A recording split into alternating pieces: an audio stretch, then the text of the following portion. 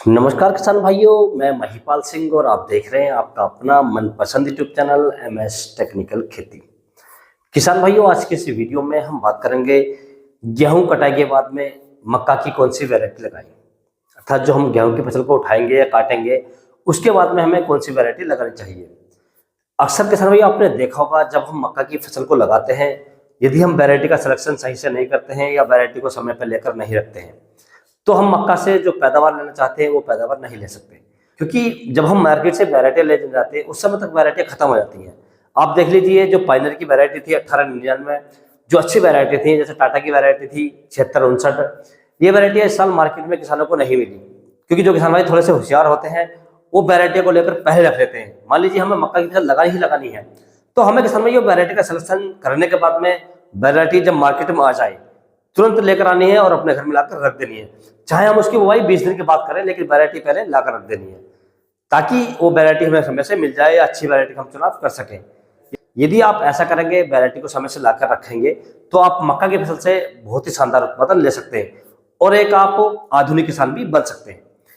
तो किसान भाइयों, आज की इस वीडियो में मैं आपको जानकारी दूंगा कि गेहूं कटाई के बाद में हमें मक्का की कौन सी वैरायटी लगानी चाहिए, किस वैरायटी का सिलेक्शन करना चाहिए, बीज की मात्रा कितनी लेनी चाहिए, और मक्का की फसल की बुवाई करते समय या बीजों की बुवाई करते समय जो लाइन से लाइन की दूरी है वो कितनी रखनी चाहिए और पौधे से पौधे की दूरी कितनी रखनी चाहिए, और जो वैरायटी हम लगाएंगे इनका भुट्टा कितने समय में तैयार हो जाता है, फसल कब पक जाती है, पैदावार कितनी देती है, और किसान भाई ये बुवाई के समय हमें इसमें कौन सी खाद डालनी चाहिए, और किस प्रकार की मिट्टी में हम मक्का की फसल को लगा सकते हैं, सभी के बारे में किसान भाई पूरी चर्चा करेंगे, पूरी जानकारी देंगे आपको। तो आप वीडियो को पूरा देखें, अंत तक देखें, ताकि आपको सही जानकारी प्राप्त हो सके।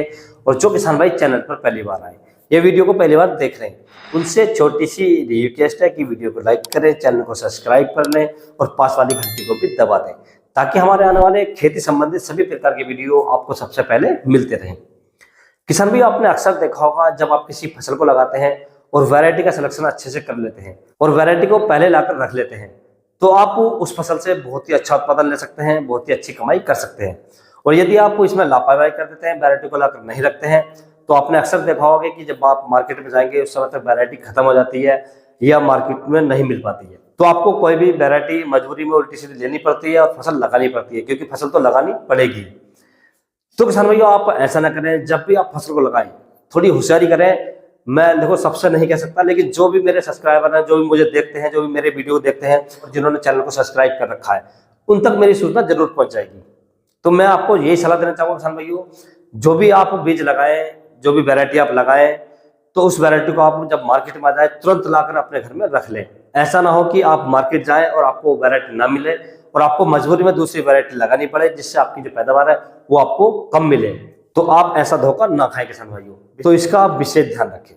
तो अब किसान भाइयों, हम बात कर लेते हैं गेहूं कटाई के बाद या अप्रैल और मई के महीने में लगाई जाने वाली 4 सबसे सुपर वैरायटी के बारे में। तो जो 4 वैरायटी किसान भाइयों मैं आपको बताऊंगा, ये बहुत ही शानदार वैरायटियां हैं और सबसे अधिक पैदावार देकर जाती है किसान भाइयों। तो सबसे पहले किसान भाइयों हम इन वैरायटियों के बारे में डिटेल से बात कर लेते हैं। तो सबसे पहले बात कर लेते हैं किसान भाइयों इन्हें लगाने के समय की। यदि हम इनके लगाने के सही समय की बात करें, तो आप इन वैरायटियों को 10 अप्रैल से 20 जून तक इनकी बुवाई कर सकते हैं किसान भाइयों। यदि हम इनकी बुवाई के लिए बीज दर की बात करें, तो आपको लगभग 6 से 8 किलोग्राम प्रति एकड़ के हिसाब से इनकी बुवाई करनी चाहिए किसान भाइयों। और यदि हम बीजों की बुवाई करते समय या मक्का की बुवाई करते समय लाइन से लाइन की दूरी की बात करें, तो आपको 18 इंच रखनी है। यदि पौधे से पौधे की दूरी की बात करें, तो आपको लगभग 8 से 10 इंच रखनी है किसान भाइयों। यदि किसान भाई इन वैरायटियों का भुट्टा तैयार होने की बात करें, तो इनका भुट्टा लगभग 70 दिन में तैयार हो जाता है। यदि भुट्टे की पैदावार की बात करें, तो इनका जो भुट्टा होता है लगभग 50 से 55 क्विंटल प्रति एकड़ की पैदावार देकर जाता है किसान भाइयों। यदि इन वैरायटियों के पकने के समय की बात करें, तो ये वैरायटी लगभग 100 से 110 दिन में पककर तैयार हो जाती है। यदि इनकी पैदावार की बात करें, तो लगभग 30 से 35 क्विंटल प्रति एकड़ की पैदावार देकर जाती है किसान भाइयों। अब किसान भाई हम बात कर लेते हैं मिट्टी के प्रकार की और खाद के बारे में। तो इन वैरायटियों के किसान भाइयों आप किसी भी प्रकार की मिट्टी में लगा सकते हैं, परंतु आपको विशेष ध्यान रखना चाहिए कि जिन खेतों में पानी का भराव ज्यादा हो या ज्यादा पानी रुकता हो। मान लीजिए आपकी फसल में आपने सिंचाई कर दी और लगभग 2 से 3 घंटे में पानी सूख जाता है पूरी तरीके से, तो आप वहां पर लगा सकते हैं। यदि आपकी फसल में लगभग 4 से 5 दिन पानी रुकता है या 10 घंटे के ज्यादा पानी रुकता है, तो आप उन खेतों में इसकी बुवाई ना करें किसान भाइयों। यदि आप उनमें इनकी बुवाई करेंगे तो आपकी फसल सूख सकती है। अब किसान भाई हम बात करते हैं बेसल डोज के बारे में, अर्थात बुवाई के समय हमें कौन सी खाद डालनी चाहिए। तो इन वैरायटियों में किसान भाइयों आपको बुआई के समय लगभग 50 किलोग्राम प्रति एकड़ के हिसाब से नाइट्रोजन लेनी है जो यूरिया आती है, और 50 किलोग्राम आप ले सकते हैं डीएपी या एनपीके 12-32-16। यदि आपको एनपीके नहीं मिलता है या डीएपी नहीं मिलती है तो आप एनपीके 10-26-26 भी ले सकते हैं। ये 2 खादें आपको लेनी है। और तीसरा किसान भाई इसमें आपको एक मिलाना कीटनाशक, क्योंकि गर्मी के समय में सूंडी का प्रकोप बहुत ज्यादा होता है। जो जड़ वाली सूंडी होती है पौधों में लग जाती है, पौधों को जड़ से काट देती है। तो इसके लिए किसान भाई आपको इसमें लेनी है फिप्रोनिल जो रिजेंट आती है किसान भाइयों। इसकी यदि हम डोज की बात करें तो आपको लगभग 8 से 10 किलोग्राम प्रति एकड़ लेनी किसान भाइयों। और इन सभी खादों को लेकर किसान भाई आप इसमें आपस में मिला लें, मिक्स कर लें, और मिक्स करने के बाद अपने खेत में फेंक दें, बखेर दें और खेत की आखिरी जुताई कर दें किसान भाइयों। उसके बाद आपको मक्का की जो फसल है इसकी बुवाई करनी चाहिए किसान भाइयों। इस प्रकार से यदि आप फसल को लगाते हैं तो आपकी फसल का जवाब भी अच्छा होगा, पौधे मोटे रहेंगे और कीट भी नहीं लगेंगे किसान भाइयों। अब किसान भाई हम बात कर लेते हैं 4 बम्पर वैरायटी के बारे में। तो सबसे पहली वैरायटी की बात करूं किसान भाइयों तो ये हमने रखी है पायनियर कंपनी की P3396। बहुत ही पॉपुलर वैरायटी है और आप इसे पहले लाकर रख लें, वरना मार्केट में आपको नहीं मिलेगी क्योंकि बहुत ही जल्दी खत्म हो जाती है। अर्थात जो कंपनी से बीज आता है किसान भाइयों बहुत ही कम मात्रा में आता है, बहुत ही सीमित मात्रा में आता है। तो मार्केट में आते ही आपको तुरंत वैरायटी लेनी है किसान भाइयों। दूसरी वैरायटी की बात करें किसान भाइयों तो आप जो बायो क्रॉप साइंस की आती है डेटाल्व DKC 9126, आप इसका भी प्रयोग कर सकते हैं किसान भाइयों। ये भी बहुत ही शानदार वैरायटी है। तीसरी वैरायटी की बात करें किसान भाइयों तो आप सिजेंटा कंपनी की NK 6240+ इस वैरायटी का प्रयोग भी कर सकते हैं किसान भाइयों।